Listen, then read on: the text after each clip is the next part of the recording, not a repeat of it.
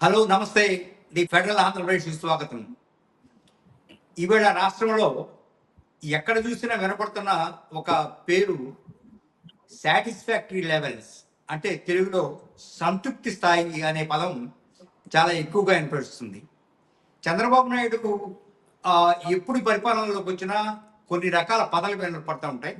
అందులో ఈ పదం ఒకటి ఇటీవలి కాలంలో చాలా బాగా ప్రాచుర్యంలోకి వచ్చింది. అది సాటిస్ఫాక్టరీ లెవెల్స్, అంటే ప్రజల్లో సంతృప్తికర స్థాయి ఏ లెవెల్లో ఉంది అని తెలుసుకోవడం కోసం ఆయన ఉపయోగించే పదం అది. ఒక వారం రోజుల క్రితం జిల్లా కలెక్టర్ల సమావేశంలో కూడా ఈ పదం వచ్చింది. నిన్న అకస్మాత్తుగా జాలర్ల సమావేశంలో కూడాను ఆయన ఈ పదాన్ని ఉపయోగించారు. అసలు ఈ సంతృప్తికర స్థాయి అంటే ఏమిటి, ఇది ఎలా తెలుసుకుంటారు, దీనికి పరిష్కార మార్గం ఏంటి, లేదా జిల్లా కలెక్టర్లే వీటిని కొలిచి అధికారులకు చెప్తా ఉంటారా, లేకపోతే చంద్రబాబు నాయుడికి సంబంధించి వేరే మెకానిజం ఏమనుందా? ఇట్లాంటి అంశాలను చర్చించడం కోసం ఈవేళ స్టూడియోలో నా సహచరులు, ది ఫెడరల్ ఆంధ్రప్రదేశ్ ప్రతినిధులు ఈవేళ చర్చలో పాల్గొంటున్నారు. విజయవాడ నుంచి జిపి వెంకటేశ్వర్లు గారు, గరిక విజయ్ కుమార్ గారు, తిరుపతి నుంచి ఎస్ఎస్వి భాస్కర్ గారు. వీరు క్షేత్రస్థాయిలో అసలు ఈ సాటిస్ఫాక్టరీ లెవెల్స్ అంటే ఏంటి, వాటి గురించి జనం ఏమనుకుంటున్నారో ఒకసారి చర్చిద్దాం. జిపి గారు, అసలు ఈ సంతృప్తికర స్థాయి అనే పదం ఏమిటి, దీన్ని ఎలా కొలుస్తారు? సార్, ఆంధ్రప్రదేశ్ ప్రభుత్వంలో ముఖ్యమంత్రి చంద్రబాబు నాయుడు ఉన్న టైంలో 2017లో ఈ సిస్టమ్ను, అంటే ఒక ప్రత్యేకమైన విభాగంగా దీన్ని తీసుకురావడం జరిగింది sir. RTGS, real time government services అని చెప్పేసి ఆర్టీజీఎస్ కింద ఆ పేరుతోటి ఆ శాఖ, కొత్త శాఖ ఏర్పడింది. ఏమి చేస్తుంది ఈ శాఖ అంటే ప్రజల నుంచి అభిప్రాయాలను సేకరించి ప్రభుత్వానికి అందజేస్తుంది. అది నేరుగా ముఖ్యమంత్రి గారే ఆ అభిప్రాయాలను తీసుకొని పరిశీలిస్తారు. అంటే పూర్వకాలంలో రాజులు వేగులను పంపించేసేసి ఎలా బజార్లలో ప్రభుత్వం గురించి ఏం మాట్లాడుకుంటున్నారో తెలుసుకోమని చెప్తారు కదా, తీసుకొచ్చి రాజులు చెప్తారు.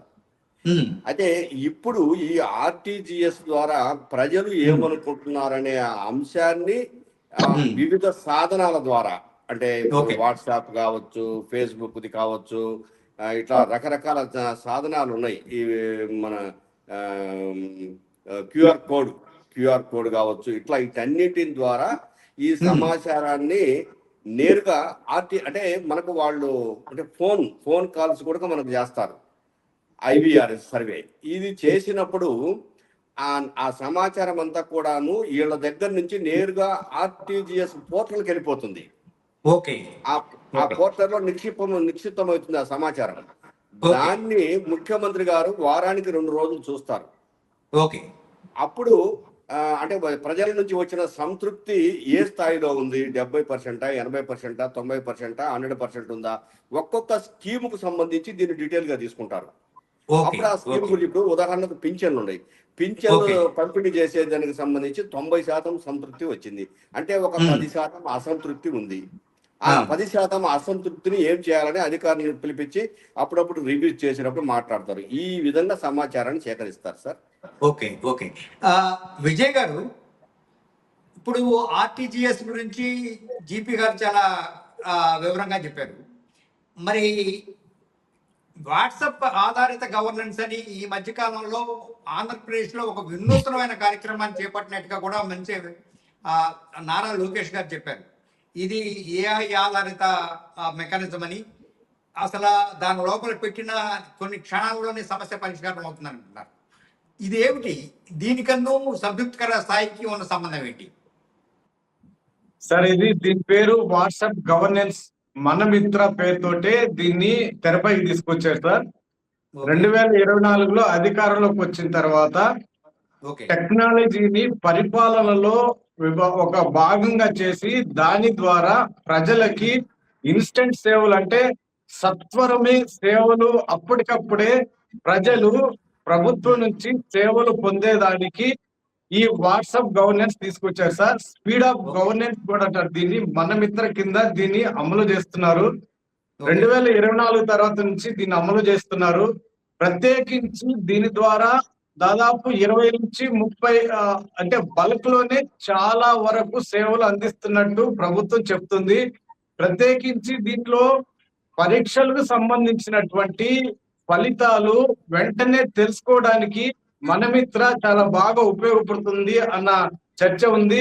దీంతో పాటు విద్యార్థులు వాళ్ళకి సంబంధించినటువంటి సర్టిఫికేట్స్ కూడా వెంటనే దీని ద్వారా ఆ వాట్సాప్ నంబర్ ఉంటుంది. ఆ వాట్సాప్ నంబర్ కి హాయ్ అని పెడితే తర్వాత అది ఏం కావాలో అడుగుతుంది. దానికి సంబంధించినటువంటి ఇన్ఫర్మేషన్ అక్కడ ఫీడ్ చేసినట్లయితే ఆ వాళ్ళకి సంబంధించినటువంటి సమాచారము విత్ ఇన్ సెకండ్స్ లో వస్తుంది సార్.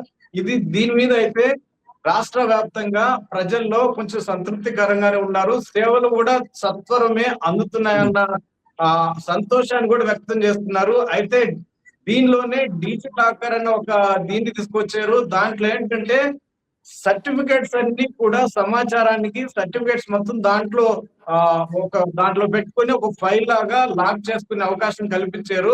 అయితే ఇదైతే సరిగా పనిచేయడం లేదు అన్న అయితే విమర్శలు కూడా ఉన్నాయి సార్. ఓకే భాస్కర్ గారు, ప్రజల నుంచి సపోజ్ ఇప్పుడు నన్ను ఎవరైనా ఒక అధికారి లంచం అడిగారు అనుకోండి, ఆ లంచం అడిగినట్టుగా నేను ఎవరి ద్వారా ఎవరికి ఫిర్యాదు చేస్తే అది తక్షణ సమస్య పరిష్కారం అవుతుంది. దీనికి ఏదో IVF మెథడ్ అని ఒకటి ఉంది అని అంటున్నారు కదా, మరి ఇట్లాంటివి వర్కౌట్ అవుతున్నాయా? నిజంగానే ప్రజల్లో ఆ సాటిస్ఫాక్టరీ లెవెల్స్ ఉన్నాయా? ఓకే, ఇప్పుడు చంద్రబాబు నాయుడు గారు ఎప్పుడొచ్చినా కానీ ఒక వినూత్నమైన పద్ధతితో కొత్తదనాన్ని పదాలు సృష్టించి చెప్పడం అనేది ఒక ట్రెండ్. అది దాంట్లో మొదటిసారి ముఖ్యమంత్రిగా అయిన తర్వాత చంద్రబాబు నాయుడు గారు ఒక 2 పదాలను ట్రెండింగ్ లైన్ తీసుకొచ్చారు. ఒకటి హైటెక్, 2 పారదర్శకత. హైటెక్ దాటిపోయింది, శాస్త్ర సాంకేతిక రంగంలోకి వచ్చింది.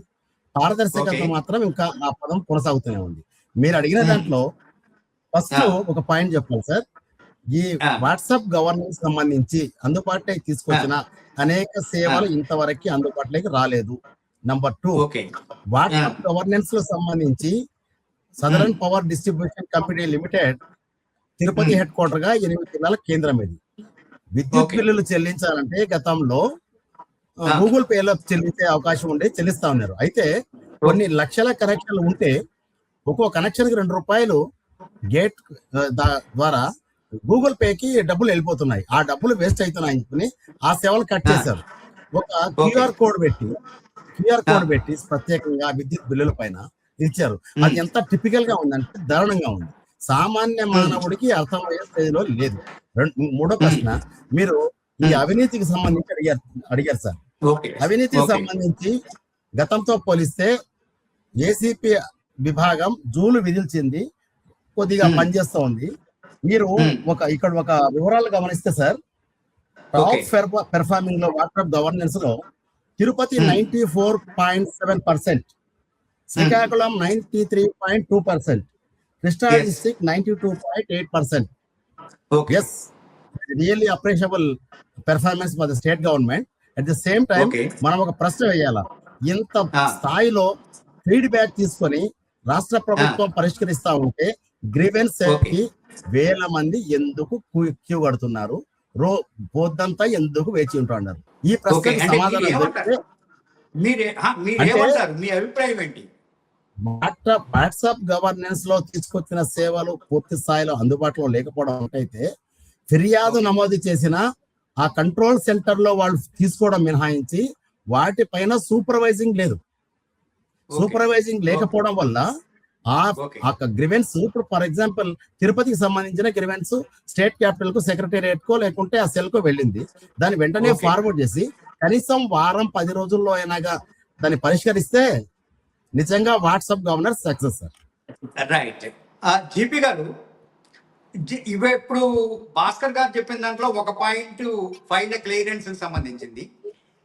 దానికి చంద్రబాబు నాయుడు గారు 24 గంటల్లో ఈ ఫైల్ క్లియరెన్స్ అనే ఒక మెథడ్ ని తీసుకొచ్చారు. మరి ఈ రకంగా చూసుకుంటున్నప్పుడు 24 గంటల్లో వస్తున్న ఫైల్స్ క్లియర్ అవుతున్నట్ట కానట్ట?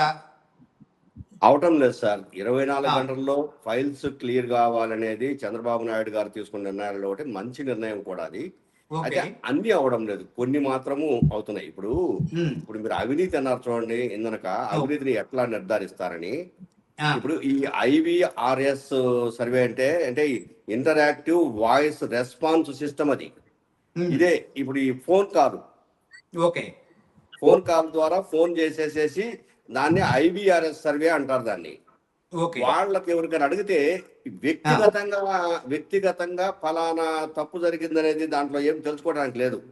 ఆ, విద్యుత్ శాఖలో అవినీతి జరుగుతుందా, మీకు ఓకే. సక్రమంగా విద్యుత్ అందుతుందా, ఆ, ఆ అవినీతి జరుగుతుందంటే 1 నొక్కండి, లేకపోతే ఉమ్, విద్యుత్ అందుతుందంటే 2 నొక్కండి, ఇట్లా నంబర్ ఇస్తాడు. ఉమ్, ఆ నంబర్ నొక్కుతారు. ఇప్పుడు మనం అవినీతి జరుగుతుంది అని నంబర్ నొక్కుతాం. ఉమ్, విద్యుత్ శాఖలో అవినీతి జరుగుతుందని 10 మంది అంటారు, 10 మంది తెలుస్తుంది అక్కడ. అంటే ఎవరు అవినీతి చేశారో, అవి ఉమ్, ఎందుకు చేశారో దానికి ఉమ్, ప్రత్యేకంగా ఒక నోట్ లాగా పెట్టి దాంట్లో టైప్ చేసి పంపించే విధంగా RTGS లో ఒక అంశాన్ని క్రియేట్ చేయాలి. ఉమ్, ఊరికే అవినీతి జరుగుతుంది అని చెప్పేసి అంటే జరుగుతుంది అన్నాం, అయిపోయింది అంత. ఓకే. అట్లా కాదు. ఆ విధంగా కాకుండా వేరుగా ఉండాలి. అప్పుడు మనము వాళ్ళు చెప్పేదానికి మనకు చేసేదానికి అంత సరిగ్గా ఉంటుంది. మనకి ఏదన్నా ఇప్పుడు మీరు అన్నట్టు మీరు చెప్పినట్టుగా మనకు రావాల్సిన సమాచారాన్ని 100% మనం తీసుకోవాలన్నా సంతృప్తి లెవెల్స్ కరెక్ట్ గా ప్రభుత్వం దగ్గర ఉండాలి అని చెప్పేసానంటే అధికారులు పర్ఫెక్ట్ గా పనిచేయాలి సార్. దీంట్లో ఓకే. ఒక చిన్న విషయం ఉంది ఏంటంటే, అధికారులు సక్రమంగా పని చెయ్యాలి, నేను చేపిస్తున్నాను అనటానికి మాత్రమే ఈ IVRS సర్వే. లేకపోతే మనం ఇప్పుడు తెచ్చిన దాన్ని దగ్గర పెట్టుకొని మొత్తం చూసి మీటింగ్ పెట్టుకొని వాళ్ళని దగ్గర పెట్టి చెప్పొచ్చు కదా. కానీ ఆ, ప్రజలకు ఎందుకు చెప్తున్నారు మళ్ళీ దీన్ని? ప్రజలు ఉమ్, తెలుసుకోండి, ప్రజలకు తెలియజేస్తున్నాడు. అంటే ఉమ్, ఇందులో పొలిటికల్ వ్యవహారం ఉంది, నేను బాగా చేస్తున్నానని చెప్పుకోవడానికి. ఓకే. అది రైట్. ఆ, భాస్కర్ గారు మీరేదో చెప్పాలనుకున్నారు, చెప్పండి. ఎస్ సార్, ఇప్పుడు రియల్ టైం గవర్నెన్స్ లో మొత్తం ఫీడ్బ్యాక్ 1,25,43,678 వస్తే 92.4% పరిష్కారమైంది సార్. ఓకే. ప్రతికూల ఫీడ్బ్యాక్ 7.6 ఉందంటే అంటే ఆ, గవర్నమెంట్ పైన 98% సమస్యలు పరిష్కరించినట్టు చెప్తున్నారు ఇక్కడ. కానీ ఓకే. వాస్తవాల్ని కన్నా బయట కరెక్ట్ గా చెప్తే ప్రభుత్వానికి మంచి క్రెడిబిలిటీ వస్తుంది, ఫిర్యాదు చేసిన పేదలకు న్యాయం జరుగుతుంది అనేది నా అభిప్రాయం సార్. ఓకే. ఆ, దీన్ని విజయ్ గారు ఇప్పుడు సంక్షేమానికి ఈ రియల్ టైం గవర్నెన్స్ అనే దానికి ఈ సాటిస్ఫాక్టరీ లెవెల్స్ అనే దానికి వీటి మధ్య సమన్వయాన్ని మనం ఎట్లా చూడాలి? అసలు ఈ సంక్షేమం ప్లస్ ఆదాయము పొదుపు పెంచడం ఇట్లాంటివన్నీ ఈ సేవింగ్ టెక్స్ట్ మొత్తాన్ని మనం ఎట్లా అర్థం చేసుకోవాలి? ఇది ఎక్కడ ఫిట్ ఇన్ అవుతుందని? సార్, ఇది ప్రభుత్వము అమలు చేస్తున్నటువంటి సంక్షేమ పథకాలు ఎవరైతే టార్గెటెడ్ పీపుల్ ఉన్నారో వాళ్ళకి సక్రమంగా చేరుతున్నాయా లేదా, చేరుకుంటే అక్కడ అడ్డంకులు ఏమొస్తున్నాయి, ఉమ్, వీటిని ఎలా పరిష్కరించాలి, ఉమ్, వీటి వల్ల ప్రజలు ఎలాంటి సాటిస్ఫాక్షన్ వ్యక్తం చేస్తున్నారు, ఓకే. పూర్తి స్థాయిలో వ్యక్తం చేయకపోవడానికి కారణాలు ఏంటి, ఇవన్నీ దీనికి సంబంధించినటువంటి సమాచారం అంతా RTGS సేకరిస్తుంది సార్. ఓకే. అనేక రకాలుగా అది సేకరిస్తుంది. దానిని డీకోడ్ చేసి ఏ ప్రాంతాల్లో ఎక్కడెక్కడ ఏ సమస్యలు ఉన్నాయి, ఎందుకు వచ్చినాయి, దానిని క్లియర్ చేయాల్సినటువంటి బాధ్యత ఎవరిది, వాళ్ళు ఎందుకు చేయడం లేదు అన్న విషయాలన్నీ ఇక్కడ విశ్లేషణ చేయొచ్చు సార్. దీని ద్వారా వాటిని పరిష్కరించుకోవడానికి అవకాశం ఉంది. సత్వరమే ఆ సేవలన్నీ 100% టార్గెట్ పీపుల్ కి అందజేయడమే దీని ప్రధాన లక్ష్యం. ఓకే. కాకపోతే అక్కడున్న కొంతమంది అధికారులు అవి సక్రమంగా చేయడం లేదు, కావాలనే అక్కడ అంటే క్షేత్ర స్థాయిలో డిస్సాటిస్ఫాక్షన్ వ్యక్తం చేస్తున్నప్పటికీ ఇక్కడ ప్రభుత్వానికి కానీ సీఎం కానీ ఇచ్చే సమాచారంలో వాటి స్థాయిలు పెంచి అంకెలు మార్చి ఇస్తున్నారన్న విమర్శలు కూడా ఉన్నాయి సార్. ఓకే. రైట్. జీపీ గారు, చాలా ఒక సామాన్యమైన ప్రశ్నే. నిన్నగాక మొన్న కలెక్టర్ల సమావేశంలో ప్రతి సోమవారం నాడు ప్రజా సమస్యల పరిష్కార వేదికని, ప్రతి శుక్రవారం నాడు నియోజకవర్గాల నిద్ర అని, అంటే జిల్లా కలెక్టర్ల నిద్ర అని ఇన్ని పెట్టినారు. మరి అంటే ప్రజల్లో సాటిస్ఫాక్టరీ లెవెల్స్ చంద్రబాబు నాయుడు గారు చెప్పినట్టు 83% ఉన్నట్టా లేనట్టా? సార్ ఇప్పుడు ఇది ఏమవుతుందంటే, ఇప్పుడు ఈ ఫోన్ చేస్తారు, ఐవీఆర్ఎస్ సర్వే కోసం ఫోన్ చేస్తారు. ఇప్పుడు నాకే ఫోన్ వచ్చింది, నాకు ఎన్నోసార్లు వచ్చింది. మేము సీఎం గురించి మాట్లాడుతున్నాము, మీకు విద్యుత్ బాగుందా, మున్సిపల్ సేవలు సక్రమంగా అందుతున్నాయి, చెత్త తీసే వాళ్ళు తీస్తున్నారా, తీయడం లేదా అని. నేనేం చెప్తున్నాను, ఎందుకు నాకు ఈ న్యూసెన్స్? ఇప్పుడు నా పేరు, నా ఫోన్ నంబరు, వివరాలన్నీ నేనేం చెప్పింది ఆర్టీజీఎస్ లో నమోదవుతాయి. వ్యక్తిగతంగా డేటా తీసినప్పుడు వివరాలన్నీ ఉంటాయి. నాకెందుకు ఇది అని చెప్పేసి నేను ఒకటి నొక్కి మెలకుంటున్నా. అంటే దీంట్లో ఈ సర్వేలో వస్తున్న సమాచారం చాలా వరకు తప్పుడు సమాచారం కూడా వెళ్తుంది. అది ఆయన సంతృప్తి స్థాయి నాకు బ్రహ్మాండంగా ఉంది అని చెప్పేసి అనుకుంటున్నారు. ఇప్పుడు హాస్పిటల్స్, మున్సిపాలిటీలు, రెవెన్యూ తీసుకోండి సార్. దీంట్లో 50% కాదు, 25% కంటే కూడాను ఎక్కువగా సంతృప్తి స్థాయి ఉండదు. నేను రెవెన్యూ ఆఫీస్ దగ్గరికి నిన్నగాక మొన్న ఒక రెవెన్యూ ఆఫీస్ దగ్గర పోయాను. నేను అక్కడ కూర్చున్నాను. గేట్ లో తహసీల్దారు గేట్ లో ఇంటి వాకిటి ముందు ఇద్దరు తల్లి కూతుర్లు ఇద్దరు కూర్చున్నారు. దాదాపు ఒక్కొక్కరికి 70-80 ఏళ్ళు ఉన్నాయి. ఏంటమ్మా మీ సమస్య నేను చెప్పేసి అడిగితే, ఏముందా, ఒక నా కొడుకు వచ్చి మా పొలాన్ని ఆక్రమించుకున్నాడు, వాడి పేరుతో ఆన్లైన్ ఎక్కించారు, మేమేం చేయాలని మాకు అర్థం కావట్లేదు, మా దగ్గర పాస్ పుస్తకాలు అన్నీ ఉన్నాయి, మేము తహసీల్దార్కి చూపిస్తుంటే చూద్దాం అంటున్నాడు. కానీ ఆ వివరాలు ఏమో ఆన్లైన్ లో మొత్తం వాడికి ఉన్నాయి, వాడు లోన్లు తీసుకుంటున్నాడు, అన్ని తీసుకుని మాకు అన్యాయం జరుగుతుందయా, మనం ఏం చేయాలా? పైగా ఇప్పుడు సార్ రీసర్వే జరుగుతుంది, మొత్తం రీసర్వే జరుగుతుంది. రీసర్వే ఎలా జరుగుతుంది ఏంటి అంటే అన్ని ఫిర్యాదులే. ఈ విధంగా అది 100% నాకు ఇప్పుడు మన భాస్కర్ గారు చెప్పినట్టుగా 98% సంతృప్తి వచ్చింది అని చెప్పేసి ప్రభుత్వము సంబరపడితే తప్పు చేస్తున్నట్టే. ఇక్కడ 98, ఇప్పుడు ఈ నెలలో 75 నుంచి 74% సంతృప్తి వచ్చింది. ఈ నెలాఖరి కల్లా 100% రావాలని సీఎం గారు చెప్తున్నారు. కానీ అది నిజంగా సంతృప్తి స్థాయి నిజంగా వచ్చిందా రాలేదా అనే దానికి ఇంకొక మెకానిజం ఏర్పాటు చేసుకుంటే బాగుంటుంది సీఎం గారు.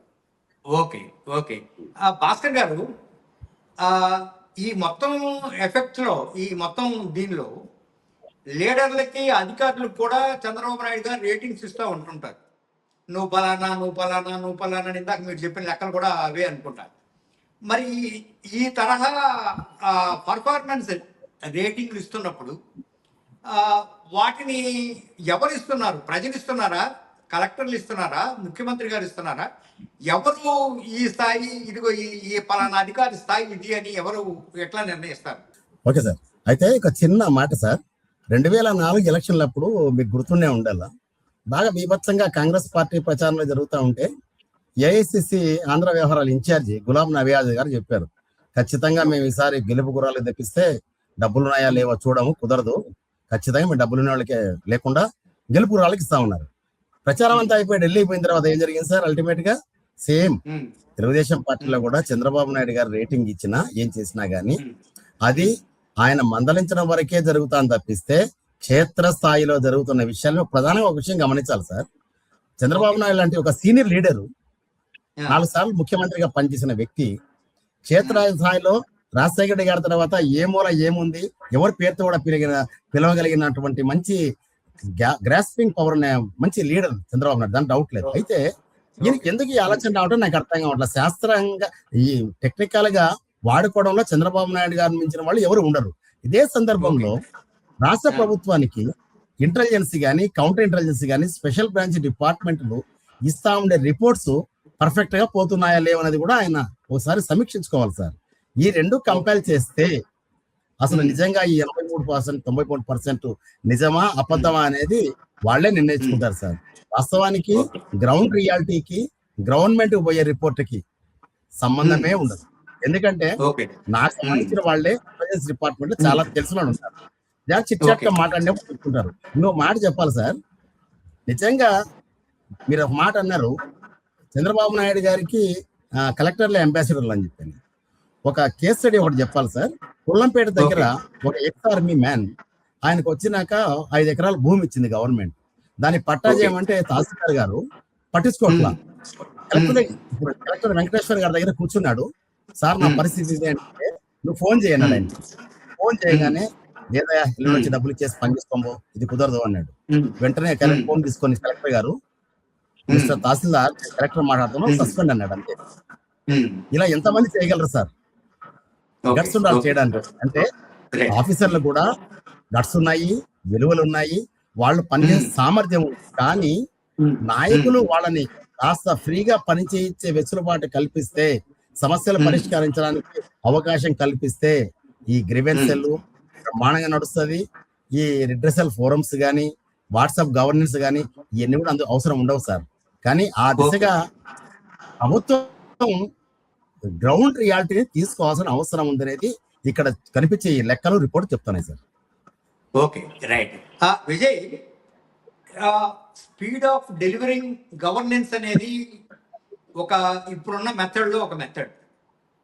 అది ఒక్కోసారి వెంటనే రిజల్ట్స్ రాకపోవచ్చు, ఒక్కోసారి వెంటనే కూడా రావచ్చు. అంత మాత్రాన ఈ సిస్టమ్ అసలు బాగలేదని అనుకోవాల్సిన అవసరం ఉంటుందా? లేదు సార్, సిస్టమ్ చాలా మంచి సిస్టమ్ సార్. ఇది స్పీడ్ ఆఫ్ గవర్నెన్స్ అంటే పరిపాలనలో టెక్నాలజీ ఉపయోగించి సర్వీసులని స్ట్రీమ్ లైన్ చేయడము, ప్రజలకి ఆ సేవలు అందించే విధంగా చేయడం అనేది ఇది చాలా మంచి పద్ధతే సార్. ఓకే. కాకపోతే దాని అమలు ఎలా జరుగుతుంది అన్న దాని మీదే అసలు సమస్య వస్తుంది. ఇప్పుడు ఈ ఫైలింగ్ ఉంది, మొత్తం ఇప్పుడు పేపర్ సంబంధించినటువంటి ఫైలింగ్ లేదు, మొత్తం ఈ ఆఫీస్ ద్వారానే ఫైల్ క్లియరెన్స్ ఉంది.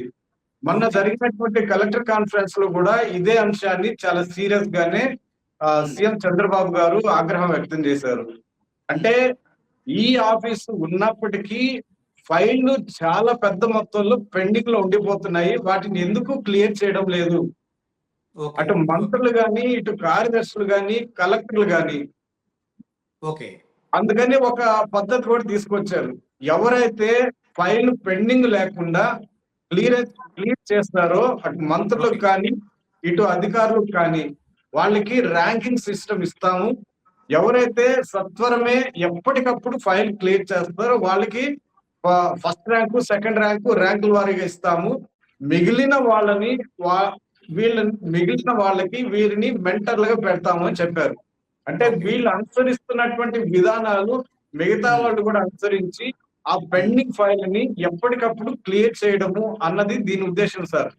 సిస్టమ్ అయితే మంచిదే ఓవరాల్ గా, కాకపోతే వీళ్ళు సక్రమంగా దాన్ని అమలు చేయడంలోనే అసలు సమస్యలు అయితే వస్తున్నాయి సార్. ఓకే. జీపీ గారు, సిస్టమ్ లో అవినీతిని అరికట్టడం కోసం ఇవాళ జరుగుతున్న ఒక పెద్ద ప్రయత్నం కంప్యూటరైజేషన్ లో భాగంగానే ఇప్పుడు ఇవి పరిపాలనలో వస్తున్న కొత్త సంస్కరణలు కూడా. మరి అటువంటి పరిస్థితి వచ్చినప్పుడు నిజంగానే పరిపాలనలో అవినీతి తగ్గిందని మనం భావించవచ్చా? అంటే ఇప్పుడు ప్రభుత్వం తీసుకొస్తున్న సంస్కరణల ద్వారా కానీ, లేకపోతే ఈ ఏదైతే ప్రభుత్వము టెక్నాలజీ ద్వారా మేము అన్ని అరికట్టవచ్చు అని చెప్పుకుంటుందో అది నిజంగా 100% అమలు జరగడం లేదు సార్. టెక్నాలజీ ద్వారా అవినీతిని అరకడదామని చెప్పేసి ప్రభుత్వం తీసుకుంటున్న చర్యలు 100% అమలు జరగడం లేదు. ఇప్పుడు టెక్నాలజీ ద్వారా ఇప్పుడు మీరు ఎందుకు అన్నారు చూడండి, అసలు ఎట్లా అవినీతి పరుడు అని నిర్ణయిస్తారు? లేకపోతే ఎవరు గొప్పవాడు, ఎవడు మంచి చేశాడు, ఎవడు తక్కువ చేశాడు అని చెప్పేసి. ఇప్పుడు నిన్న నెల్లూరు జిల్లా కావలి ఎమ్మెల్యే గురించి ముఖ్యమంత్రి ఆ నెల్లూరు జిల్లా పార్టీ కార్యకర్తల సమావేశంలో క్లియర్ గా ఒక విషయం చెప్పాడు. ఏమని? నువ్వు సి గ్రేడ్ లో ఉన్నావు, మూడవ అంటే సి గ్రేడ్ లో ఉన్నావు, నీకు వచ్చిన ప్రజల నుంచి వచ్చిన వివరాలను సేకరిస్తే 103% వచ్చింది, అంటే 103% తక్కువలో ఉన్నావు నువ్వు అని. ఓకే. 103% కింద పడిపోయి ఉన్నావు, కాబట్టి నీ పర్ఫార్మెన్స్ అసలు బాగలేదు, నిన్ను సి గ్రేడ్ లో కూడా వేయడానికి వీల్లేదు, నువ్వు 10 మందిని తీసుకొని అసలు కార్యకర్తను వదిలిపెట్టి రోడ్ల మీద తిరిగేసి చేస్తే సరిపోతుందా నీకు అని డైరెక్ట్ గా హెచ్చరిక చేశాడు అక్కడి నుంచి. అంటే ఈ అవినీతి నిర్మూలన అనేది ఆయన తీసుకున్న సమాచారాన్ని బట్టి అక్కడ కలెక్టర్ కు మాట్లాడేసేసి దీని ఇదిగో పలానా ఇష్యూ వచ్చింది, దాన్ని ఎట్లా చేద్దామని చెప్పేసి దాని పరిష్కారం దిశగా అడుగులు వేస్తే తప్ప మామూలుగా అయితే అవినీతి పోదు సార్. ఇంకొకటి కూడా, అవినీతి ఇప్పుడు నియోజకవర్గాలలో ఎక్కువ స్థాయిలో ఉందనే ఒక చర్చ ఉంది. చర్చ కాదు, వాస్తవం కూడా అది. అయితే ఈ అవినీతి ఇక్కడ జరుగుతుంది అని నిరూపించేవాడు లేడు. ఆ నిరూపించేది ఎవరు నిరూపించాలి? అక్కడ లోకల్ గా ఉన్న టీడీపీ కార్యకర్తను నిరూపించాలి. టీడీపీ కార్యకర్త ఎవరన్నా కొంతమంది పోయి అయ్యా మా ఎమ్మెల్యే గారు ఇదిగో ఇట్లా అవినీతి చేస్తున్నారని చెప్తే నేను చూసుకుంటా, ఏం బ్రదర్ నీకేం పర్వాలేదు నేను చూసుకుంటా ఎలమని చెప్తున్నాడు. అంతే. ఇప్పుడు ఒక చిన్న ఉదాహరణ, భూమి ఆక్రమణలు విపరీతంగా జరుగుతున్నాయి. అది తెలుగుదేశం పార్టీ నాయకులకు తెలుగుదేశం పార్టీ ఆఫీసులోనే చెప్తే మేము చెప్తున్నామయ్యా మా ఎమ్మెల్యేలకు మా వల్ల కావడం లేదు, భూ ఆక్రమణల విషయం వదిలేసేయండి, ఇంకేమన్నా చెప్పండి చేస్తామంటున్నారు. ఎంతకంటే ఏముంటుంది సార్? అవినీతి అనేది ప్రజెంట్ చాలా ఎక్కువగా ఉంది. దాన్ని గుర్తించడంలో ఎలా జరుగుతుంది అవినీతి అనేది గుర్తించడంలో ముఖ్యమంత్రి సక్సెస్ అయ్యాడు, కానీ చర్యలు తీసుకోవడంలో ఫెయిల్ అవుతున్నారు sir. Okay, right. Bhaskar, final గా నాకు ఒక మాట చెప్పండి. చంద్రబాబు నాయుడు గారు పదే పదే చెప్పే మాట, విజయ్ మీరు ఆన్సర్ చేసినా పర్వాలేదు, సెల్ఫ్ అసెస్మెంట్ అనే పదము ఆయన చాలా ఎక్కువ సార్లు ఉపయోగిస్తుంటారు. చంద్రబాబు నాయుడు గారికి సంబంధించిన కొన్ని పదాల్లో ఈ సెల్ఫ్ అసెస్మెంట్ అనే పదం కూడా ఒకటి. ప్రతి నిమిషం నన్ను నేను చాలా బెటర్గా తీర్చిదిద్దుకుంటూ ఉంటాను, మీరు కూడా అలానే చేయండి అని చెప్పి చంద్రబాబు నాయుడు గారు పదే పదే చెప్తూ ఉంటారు. ఇది నిజంగానే కింది స్థాయిలో బ్యూరోక్రసీలో ప్రత్యేకించి అధికార యంత్రాంగంలో అమలవుతుందని మీరు అనుకుంటున్నారా? ఇది ఫైనల్ గా మీరు ఒక మాట చెప్పండి సార్. ఇది చంద్రబాబు నాయుడు గారి స్టైల్ ఆఫ్ ఫంక్షనింగ్ లో ఇది ఒక ఎత్తుగడ సార్. తాను బాగా పని చేస్తున్నట్టుగా ప్రజలకి చెప్పడం, అధికారులు సరిగా పని చేయడం లేదు అన్న విషయాన్ని రాబట్టడం, దానిని ప్రజలకు చేరే విధంగా చేయడం, తర్వాత మంత్రులు, ఎమ్మెల్యేలు, ఎంపీలు, ప్రజాప్రతినిధులు కూడా సరిగా పనిచేయడం లేదు అన్న ఈ విషయాలని, అంటే తానే గుడ్ అడ్మినిస్ట్రేటర్ అన్న విషయాన్ని ఎస్టాబ్లిష్ చేసుకోవడానికి, ప్రజల్లో దాన్ని బలంగా నాటుకునేటట్టు చేయడానికి ఈ టెక్నాలజీ, ఈ సంతృప్తి స్థాయిలు గాని, ఈ సెల్ఫ్ అసెస్మెంట్ గాని, ఇవన్నీ ఆయన అమలు చేసే ప్రక్రియలో ఒక భాగం అన్న చర్చ ఉంది సార్. ఆయన చెప్పిన విధానం అయితే కరెక్టే సార్. సెల్ఫ్ అసెస్మెంట్ చేసుకోవాలి ప్రతి ఒక్కళ్ళు. ఆ రోజు వారీగా గాని, నెలవారీగా గాని తాను చేయాల్సినటువంటి పనులేంటి, ఎంతవరకు చేసాము, ఎంతమందికి న్యాయం చేసాము, ఎంతమంది సమస్యలతో వస్తే వాళ్ళకి పరిష్కారం చేసాము, ఇలాంటి సెల్ఫ్ అసెస్మెంట్ అనేది ప్రతి ఒక్కళ్ళు చేసుకుంటే అసలు సమస్యలే ఉండవు సార్. కానీ వారం రోజు ప్రతి సోమవారం నిర్వహించేటువంటి ఈ గ్రీన్ స్టేలో వందలు కాదు వేల మంది సమస్యల కోసం అర్జీలు పట్టుకొని వస్తున్నారు. ఈ సెల్ఫ్ అసెస్మెంట్ కింద గాని ఈ ప్రక్రియ సక్రమంగా అమలు చేసినట్లయితే అధికారులు గాని, ప్రజా ప్రతినిధులు గాని ఈ గ్రీన్ ఎస్టేట్ నిర్వహించాల్సిన అవసరం ఉండదు. ప్రజలు అర్జీలు పట్టుకొని కార్యాలయాల చుట్టూ, అధికారుల చుట్టూ, ప్రజా ప్రతినిధుల చుట్టూ తిరగాల్సిన అగత్యము, అవసరం కూడా ఉండదు సార్. రైట్. భాస్కర్ గారు, చాలా వెరీ బ్రీఫ్ గా చెప్పండి, అధికార యంత్రాంగంలో ఈ కొత్త తరహా సంస్కరణల వల్ల రెడ్ టేపిజం అనేది తగ్గిందా లేదా? రెడ్ టేపిజం అంటే సార్, ఇప్పుడు వీళ్ళ విజయ్ గారు చెప్పినట్లు ఈ సెల్ఫ్ అసెస్మెంట్ చేసుకోవడం ఒకటి, రెండోది అధికారుల పైన ఉండే ఒత్తిడి, తమకు అనుకూలమైన వారికి పనులు చేయమని చెప్పడం ఉండే శ్రద్ధ గ్రీవెన్స్ సెల్లో అమలు చేయకపోవడం వల్ల, ఫిర్యాదులు పరిష్కరించలే చర్యలు తీసుకోకపోవడం వల్ల జరుగుతున్న నష్టమే ఎక్కువ ఉన్నట్లు కనిపిస్తుంది sir. Right, right. Okay, thank you very much. సహజంగా ఇప్పుడున్న సాటిస్ఫాక్టరీ లెవెల్స్, పెన్షన్లు, ఇళ్ళు, సంక్షేమ పథకాలలో బియ్యం అందినయా, పప్పులు అందినయా, ఇంతవరకే చూస్తూ ఉన్నారు. బియాండ్ దట్ పోయినప్పుడు ఈ అవినీతికి సంబంధించిన బ్యూరోక్రసీలో కానీ లేదా రాజకీయ వ్యవస్థలో కానీ అవినీతి అనేది ఒక బలంగా రూపొందుకున్న ఒక వ్యవస్థగా రూపొందింది. దాన్ని బద్దలు కొట్టినంతసేపు ఈ తరహా సాటిస్ఫాక్టరీ లెవెల్స్ మామూలు జనాన్ని సంతృప్తి పరచడానికి లేదా అధికారంలో ఉన్న వారు సంతృప్తి పరచడానికి పనికొస్తాయేమో కానీ పూర్తి స్థాయిలో కింద జనం సంతృప్తిగా ఉండటానికి పనికిరావు. ఆ దిశగా చంద్రబాబు నాయుడు గారు ఈ కొత్త తరహా సంస్కరణలు చేపట్టాలని ఆశిస్తూ ఈ చర్చలో పాల్గొని మంచి సూచనలు, సలహాలు ఇచ్చిన మీ అందరికీ ధన్యవాదాలు. మరోసారి ముఖ్యమైన కార్యక్రమంతో, ముఖ్యమైన అంశంతో మరోసారి చర్చలో పాల్గొంటాం. ధన్యవాదాలు.